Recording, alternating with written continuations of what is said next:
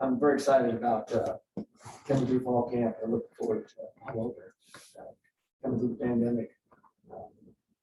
Expecting a sellout crowd and looking forward to athletes and Ohio University to an enormous amount of excitement.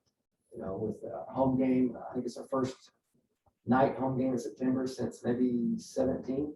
I think that's right. Look that up. You know, we've had games in September, obviously, but they didn't do today. But it's a night game. I know the fan base is very excited. A lot of tailgating, so it's going to be a lot of fun.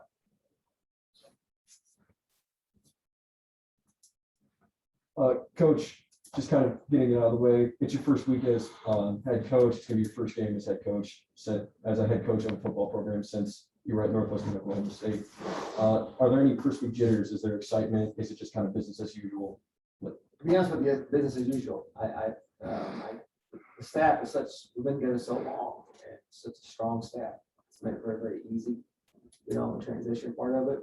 I miss some things, you know, I miss the running backs a little bit. I miss some of that part of it, but I thoroughly enjoyed being involved with special teams and then beats side of the ball. And so there's a lot of positives, but the staff has really made the transition very smooth.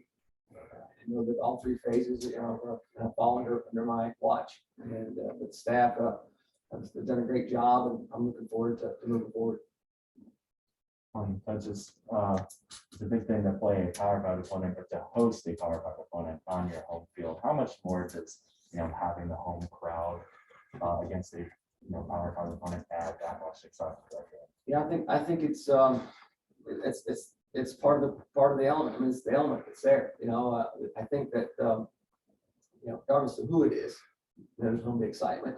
Are we going to try harder because it's an ACC school? No, but I think it's great for the fans, and it'll be great to bring that excitement to the community. Syracuse isn't a team you play very often. How's it different preparing for an uncommon opponent versus the usual conference? Right. There's the head coach Dino with Bowling Green, so he's been to Athens. I'm not sure how many guys on the staff that were with him there at Bowling Green, but so he's been here before. There's some similarities. He and I, have talked at the games at Bowling Green. So I can't speak to Syracuse, as far as them being here before, but I know that he'll have his group ready. We'll be ready, and should be a heck of a contest for sure. Coach, last year you had Tristan Vandenberg and Jonah Fortcamp both kicking. You got Steven Johnson from OU this year. What have you seen out of the kicker so far in fall camp? And do you have any idea on who we could expect on Saturday? No decision been made yet. All three have had a really good camp. The numbers are really good. We chart everything as everybody does. Those decisions will be made closer towards game time with Nate Honest and myself. And it's been a good competition. It really has. Steven's got experience. Tristan got some for us last year on only 3 games scheduled, due to COVID. So it should be interesting as far as moving forward and who gets the nod. Coach, on that note, in that same vein, can you tell us a little bit about the progression of the quarterbacks through the last week of fall camp, about Curtis and Armani? Will you be making a decision on the starter closer to the game? We have not made a decision just yet. We're getting close. Both have had a really good fall camps. I think both of them have great off seasons. Worked on some things that they needed to. Both will play at some point in time. You know that. They both have been productive. Excited. I think that just leadership wise, they've done a great job. Curtis has been named captain. You guys know that, but they've done a great job on and off the field with the team, and I'm excited about seeing them both play under the lights and going live. There's one of the players Syracuse returns is Taj Harris Jr., one of the receivers. Has over 1,800 yards over his last 3 seasons. Has he been someone that the team has kind of like put a mark on as this is one of their impact players? Absolutely. Defensively, we know where he's at all times. They do a good job with him on his route tree. I know that Coach Collins and the staff defensively are gonna have to be aware where he's at. And things go through him. And we'll have to do our best to paint no way for that. Do a good job of mixing it up with give the corners help at times, safeties or those types of things, press, not press, and just make sure that we know where he is for sure. Syracuse is also yet to name a definite starting QB for Saturday. How's your defense preparing, not knowing which QB will be taking the field to start the game? Right. There's an article or two out there, I think, they're going that maybe I saw on ESPN.com, I think that's about them having a 2-quarterback system, I believe. I got a chance to watch EDM on that article, TV wise. And I think from a standpoint defensively, our guys are doing, showing our scout team is showing looks from both quarterbacks. So I think maybe we're actually working on some things that are both in the game at the same time. They haven't really shown that, but you never know.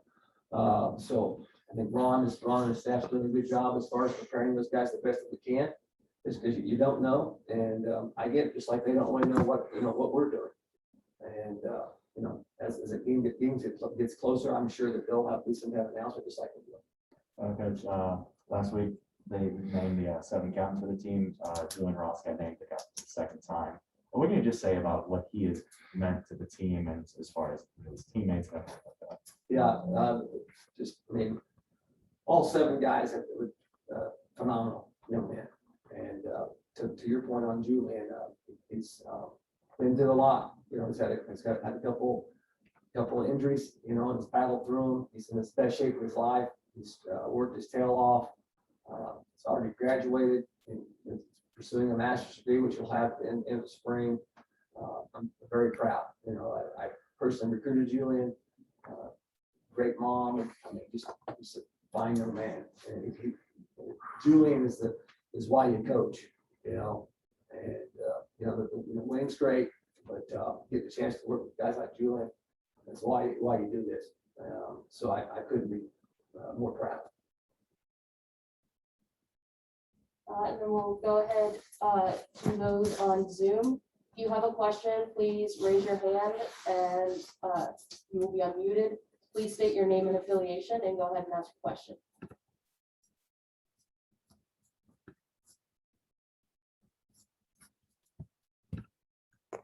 Barkley, go ahead.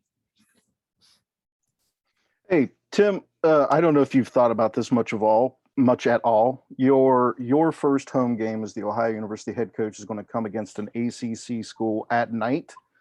2005, the Frank Solich's first home game as the Bobcats head coach came against a ACC school at night. Have you given any thought to the similarities between the two scenarios? I have not really, Jason, to be honest with you. So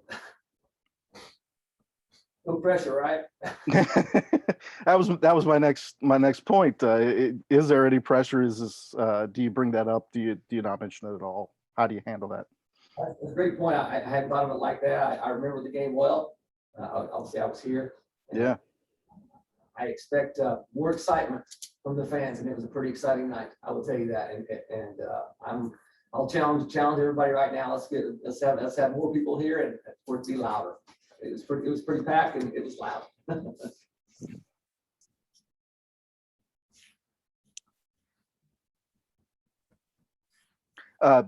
Another question, Tim. Do you have any updates in terms of your vaccination rate? I know that's something that's kind of been an ongoing effort all August. Do you have anything that you want to mention in terms of that, or how that's developed or changed since you last let us know? Yeah, numbers wise, I don't have, if you go totally vaccination, I think we have right now 104 out of 119 that have at least one shot. So I'm pretty proud of that number. And we have, since last time we spoke, we're up a couple, 2 or 3. So again, it's important to us, it is a choice, but we supply our guys with information. as much as we can and on the pros and cons and go from there. But as a team, I'm very, very proud of our guys with the vaccination. I really am. We're taking every precaution that we can. We have assigned seating in our player meetings. We wear masks on anytime in the facility, whether you're vaccinated or unvaccinated. And so our guys are spaced out and using, so we're limiting the contact tracing should we have something happen. And I think those are all positives. So hopefully we can not have anything happen to our bubble, so to speak, our team. And with John Bowman's help and Matthias, they've done a great job. Our guys are moving forward. Was this week challenging for your players? You guys have been, with everyone going fully remote in terms of class, and this last week was probably the first week where it felt like campus was back, so to speak. How did you as a staff handle that? How did your players handle that, having more energy on campus, having in-person classes again, and having all the kinds of things that went into what that campus can feel like in normal circumstances? That's a great question. We gave our guys off Monday, first day of school, and because we've got, we have basically two recruiting classes that are here and going through the first time, those things that you just said, as far as just going, where do I get my books at? That's just something that simple, and of course, and also the first day of class, your practice isn't great. It's first day of class, they've been practicing in the mornings and all that. So we gave them the day off on Monday to get through, kind of hey, this is college. And, where's my class at? The older guys, a lot of them are still doing some Zoom things because they're the older classes, but younger kids are on campus and seeing people for the first time. So like you said, it's different. And we started Tuesday back up and worked, had a great practice Tuesday, Wednesday, Thursday, and Friday. Did the mock game thing on Saturday, a little bit lighter for the guys, but it was hot last week, really hot. It's supposed to not, I think now it's going to be in the 80s. So what they're saying throughout this week and next week. So that'll be a welcome cooling off because it's really hot and challenging. The guys, they handle it well. Strength staff's done an amazing job with the team as we've had fall camp for the first time in 2 years. August of 2019, we didn't have August camp last year. And so going into this, Jake Miller did an unbelievable job with our team and prepared them for camp. And now with classes in session, it feels normal. I got a smile on my face. You can't see, but very exciting. Last thing I'll bug you about here, Tim.